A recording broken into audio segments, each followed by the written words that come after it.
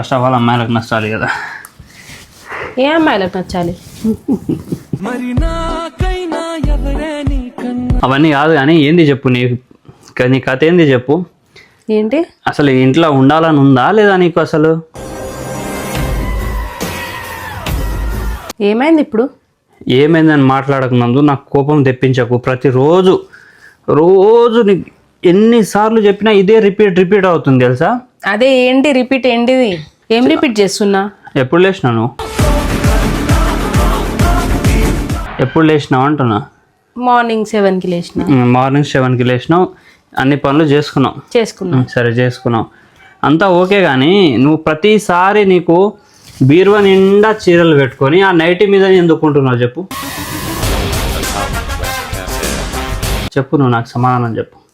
అంటే ఎప్పుడు చూడు ఈ నైటీ మీద ఎందుకుంటున్నావు అంటున్నా.